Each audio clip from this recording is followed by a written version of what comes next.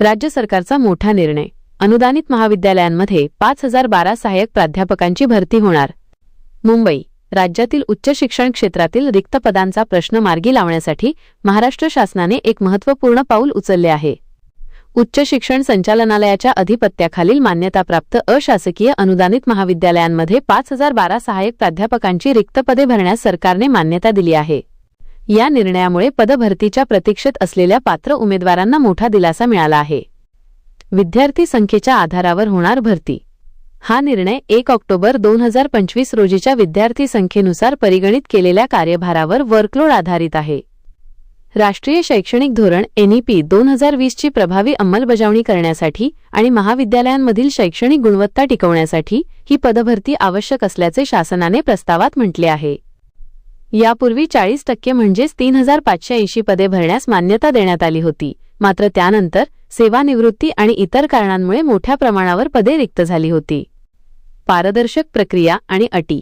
भरती प्रक्रिया राबविताना शासनाने काही कडक अटी व शर्ती लागू केल्या आहेत। पारदर्शकता। भरती प्रक्रिया विहित कार्यपद्धतीनुसार आणि विहित कालमर्यादेत पारदर्शकपणे राबविण्याची सर्वस्वी जबाबदारी उच्च शिक्षण संचालक, पुणे आणि संबंधित विभागीय सहसंचालक यांची असेल। विद्यापीठ निकष। पदभरती करताना विद्यापीठ अनुदान आयोगाने UGC वेळोवेळी दिलेल्या मार्गदर्शक सूचना आणि अर्हतेचे निकष पाळणे अनिवार्य आहे। NAAC मानांकन। ज्या शैक्षणिक संस्थांकडे NAAC NAAC मान्यता आहे त्यांनाच पदनिर्मितीसाठी प्राधान्य दिले जाईल। कमी मूल्यांकन असलेल्या महाविद्यालयांसाठी 3 वर्षांचा सवलतीचा कालावधी ग्रेस पिरियड देण्याबाबतचे धोरणही तयार केले जाणार आहे।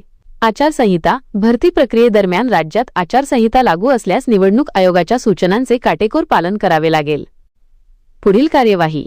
उच्च शिक्षण संचालकांनी आता मान्यता दिलेल्या पदांच्या विषयानुसार आणि महाविद्यालयानुसार वाटपाचा सविस्तर प्रस्ताव शासनास सादर करायचा आहे। नवीन शैक्षणिक धोरणानुसार कार्यभार निश्चित करण्यासाठी एक विशेष समितीही नियुक्त केली जाणार आहे। हा शासन निर्णय 11 फेब्रुवारी 2026 रोजी निर्गमित करण्यात आला असून त्यावर अवर सचिव नितीन क्षीरसागर यांची स्वाक्षरी आहे। व्हिडिओमधील शासन निर्णय व परिपत्रक आपणास हवे असेल तर ते आपल्या शासन निर्णय व परिपत्रक या टेलिग्राम चॅनलवर उपलब्ध करून देण्यात आलेले आहे। त्या ठिकाणावरून आपण ते डाउनलोड करून घ्यावे।